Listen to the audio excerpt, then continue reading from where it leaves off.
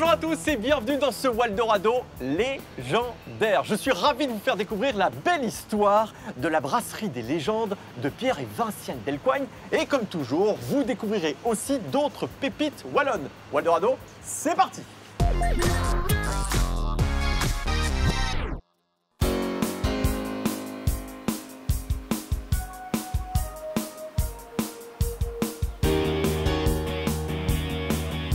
Vinciane, Pierre, bonjour. Bonjour David. Alors on va parler de votre légende dans quelques instants, mais j'ai l'impression d'abord de me retrouver en plein milieu du Moyen-Âge.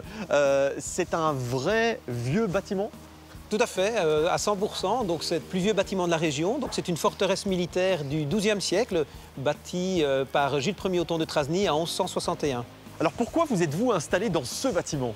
À la sortie de nos études, après l'université, on avait donc notre projet de brasserie artisanale et on voulait s'installer. Donc on s'est dit que Ath était un endroit idéal, donc avec pas mal de folklore, avec une population très festive. Et un jour, vente publique de ce bâtiment. Et là, coup de cœur. Ces vieilles pierres, cette âme, donc on était une brasserie où on démarrait de zéro, donc on n'avait pas d'histoire. Par contre, là, on arrivait avec un bâtiment qui avait de l'histoire. Près de 900 ans, ce bâtiment, quand même. Voilà, tout à fait. 900 Alors, ans. juste une chose, il n'était pas dans cet état-là, j'imagine. Non, pas tout à fait. Il était comment? Vous voulez vraiment savoir? Ouais. Eh bien, on a fait donc 3 années, 3 hivers, sans eau courante, sans chauffage. Sur la terre battue, on voyait les tuiles. Mais bon, c'est des bons souvenirs et on sait par où on est passé et on se rend compte de la chance qu'on a tous les jours. Et tiens, votre première bière, elle date de quand? Eh bien, donc notre première bière, on a su la lancer donc au mois d'août 2000 lors de la Ducasse des Géants de Ath. Donc ça fait 20 ans. Ça fait 20 ans, tout à fait. On fête nos 20 ans cette année. Bah, votre anniversaire? Bon alors. Merci. Dites-moi un petit peu l'aspect écologique, il est hyper important, j'ai pu comprendre. Oui, tout à fait. C'est pour ça que depuis l'année passée, on produit 80% de notre énergie consommée.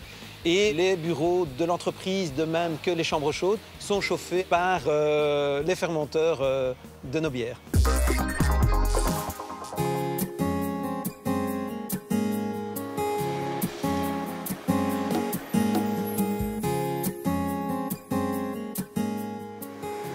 Pierre, votre fierté et votre phrase un petit peu fétiche, c'est « de la terre au verre ». Mais ça veut dire quoi réellement? Parce que tout simplement, on veut appuyer le fait que nos ingrédients de base proviennent directement de la terre, de l'agriculture locale, pour fabriquer nos produits et nos bières. Donc c'est une entreprise locale, mais aussi familiale.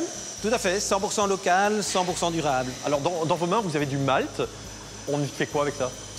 Eh bien, ce malt, en fait, va servir à donner le corps à notre bière. C'est lui qui va apporter l'alcool, évidemment, hein, donc le sucre qui va se transformer en alcool. C'est lui qui donne aussi les arômes de céréales. Et donc, c'est comme ça qu'on travaille avec différentes variétés de malt. Donc, vous avez les maltes pâles qu'on utilise pour faire nos bières blondes. Et nous utilisons un peu de malt torréfié, malt chocolat ou caramel pour fabriquer des bières ambrées, des bières brunes, des stouts. Voilà, donc c'est ici qu'on utilise le malt d'orge pour fabriquer nos bières. Donc dans ces différentes cuves, ce malt va passer d'une étape d'amidon pour passer en étape sucre. Et puis après une ébullition, partira directement en fermentation. Et ce sucre, par la fermentation, va se transformer en alcool. En fait, ici, on fait des brassins de 70 hectolitres. Et aujourd'hui, on va en faire 3. Donc on va sortir 21 000 litres de bière. C'est costaud. Ah oui, il faudra les boire après tout ça.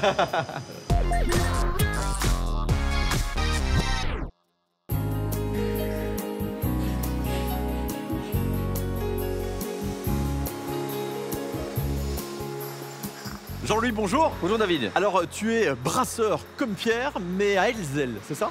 Oui, tout à fait. Je suis brasseur sur le site de la brasserie elzelloise, là où on fabrique toutes les bières de la gamme Quintine. Alors, quelle est la différence entre le site d'Ellezelles et le Cassel? Sur le site d'Ellezelles, nous travaillons dans des cuves de brassage en cuivre rouge, ce qui donne aux bières un côté un peu plus moelleux et un peu plus caramélisé. Vraiment? Oui, tout à fait. Les cuves ont... Les cuves jouent dans le goût de la bière, au même titre que l'eau et que les autres matières premières. Et les Voilà. brasseurs aussi? Ah, et le brasseur, bien entendu. Évidemment. Alors, où est-ce qu'elles sont mises en bouteille, ces bières? Les bières sont mises en bouteille sur un site commun, le site des Cureurs à Hirschonway. C'est possible de visiter? Tout à fait. Ouais. Tu veux que je te montre? Ah, plaisir. Allez, on y va.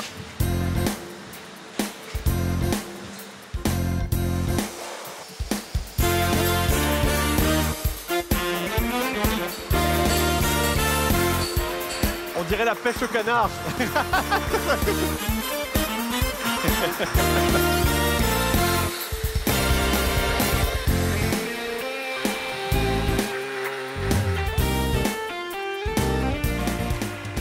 mais quel boucan!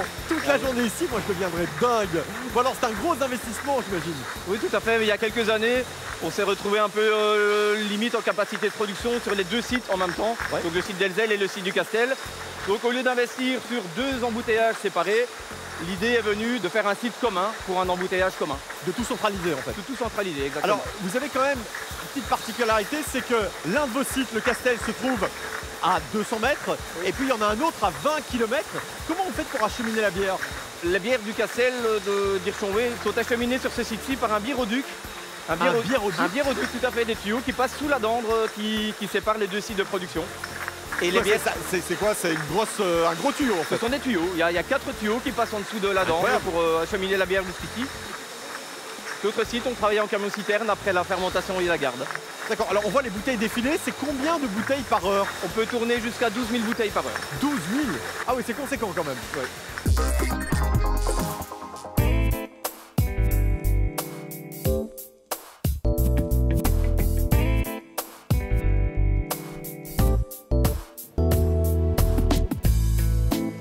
Salut Bertrand Deneyer. Bonjour David. Alors, vous êtes directeur commercial ici à la Brasserie des Légendes. Dites-moi un petit peu, combien de bières vendez-vous? Oh là là, on en a bien une bonne quinzaine, mais elle se décline dans différentes gammes. Et donc on a la gamme Quintine, qui est un peu notre gamme terroir, beaucoup de matière, beaucoup de malt, etc. C'est nos bouchons mécaniques. On a la gamme Goliath, qui est l'origine de la brasserie. Et on a notre gamme Corne du Bois Dépendu, qui est notre gamme un petit peu plus fantaisie, un petit peu plus fun. Et ces bières, elles sont vendues essentiellement en Belgique, j'imagine? Ah, essentiellement en Belgique, très local également, on est très fort dans le local, mais par contre on s'évade un petit peu en Europe, surtout la France, et on va plic-ploc dans le monde, mais notre cheval de bataille c'est la Belgique et la France. Bon alors au-delà de la bière, je vois que vous faites d'autres produits apparemment, parce que je vois des beaux petits cocktails là, bien faits d'ailleurs. Ah évidemment, ça c'est mon nouveau petit bébé. Alors avec le rachat de la distillerie de Biercé il y a 1 an et demi, on a dû vraiment apprendre à maîtriser tous ces alcools. Alors comment les faire, c'est une chose, après comment les vendre, et ça c'est mon boulot. Et donc là on s'est dit, tiens, on va retransformer la coctellerie classique en .be. Et donc un Morito ne va pas s'appeler chez nous un Morito, ça va s'appeler un Morito.be, un Cosmo.be, un Kaipi.be. Et pourquoi?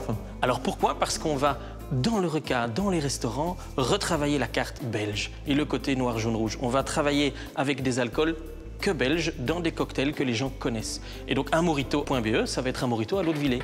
Mais le Morito.be, on va remplacer le rhum par l'eau de Villers qui est déjà citronné, qui va donner une fraîcheur et du peps au cocktail. Ok, donc on est sûr et certain quand on commande un Morito.be d'avoir des produits 100% belges. 100% belge et au moins un Biercé. Ok. Alors on parle d'alcool évidemment, mais vous faites de la bière à la base. C'est facile de mixer les deux? Alors mixer les deux, c'est pas simple, mais ça demande quand même une bonne connaissance. Et donc là, on se forme beaucoup sur les produits de Biercé, parce que c'est vraiment un univers complètement à part. Mais on retrouve énormément de synergie quand même par rapport à notre travail de biéreux, entre guillemets. Bon alors, les patrons de cette entreprise, on a l'impression qu'ils partent vraiment pas dans tous les sens, mais ils ont toujours plein de projets. C'est facile de les suivre? Non. Non, mais par contre, il nous donne les moyens de les suivre et il se donne les moyens de les faire. Et donc, c'est beaucoup plus facile. Et en plus, avec une belle équipe dynamique, Jeanne ici, un cadre exceptionnel, c'est facile de se lever le matin pour avancer avec eux. Super, merci beaucoup Bertrand.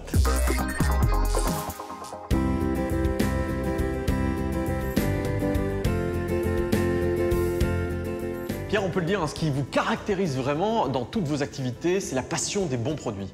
Tout à fait. Donc, on aime bien fabriquer des bons produits et on aime bien les faire déguster aussi. C'est pour ça qu'on a développé 2 tavernes. On a repris la brasserie Quintine qui nous permet d'avoir une gamme de produits bien spécifiques. Et on a repris la distillerie de Biercé il y a 1 an pour vraiment développer toute une forme de distillat et d'alcool. Et alors, on a également dans nos projets lancé avec Cédric de Taille une chocolaterie sur les anciens sites d'Elzel. Une chocolaterie? Oui, tout à fait. Et donc, en fait, où là, on travaille directement depuis la terre, c'est-à-dire depuis la fève. Donc, on va acheter directement les fèves dans les pays producteurs, comme le Pérou. On va directement chez l'artisan et ces fèves sont torréfiées sur Elzel et transformées pour faire ces tablettes de chocolat. Mais c'est fou, mais pourquoi se lancer dans une chocolaterie avec toutes les activités que vous avez? Par passion des bons produits. Alors, est-ce que vous allez rajouter d'autres projets à ceux déjà existants? Oui, il y aura d'autres produits qui vont venir rejoindre la famille. Il y a entre autres une gamme de whisky qu'on aimerait vraiment bien lancer sur Biercé. Et vous connaissez déjà le nom? On a déjà une idée? Le nom est encore tenu secret. On est encore occupé de travailler sur l'étiquette. Mais voilà, si vous nous suivez sur notre Facebook, vous allez être au courant assez rapidement. Bon, parfait. Allez, on peut peut-être passer à la dégustation. Ah, tout à fait, j'allais te le proposer d'ailleurs. On ne part pas sans une bonne dégustation.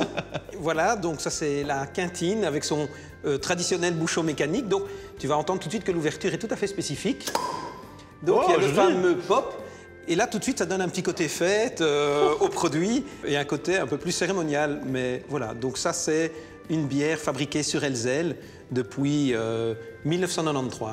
Ouais. Et alors ici, moi, je vais te suivre, évidemment. Moi, je vais trinquer une gouillasse, qui est en fait le nom du géant athois Goliath.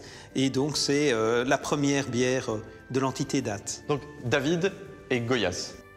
Oui, c'est exact. C'est ça, c'est plus ou moins ça. Hein. Bon, allez, on va trinquer évidemment à cette belle rencontre. Et puis évidemment, à la fin de saison de Waldorado, on se retrouve très très vite sur RTL TVI. Santé. Santé.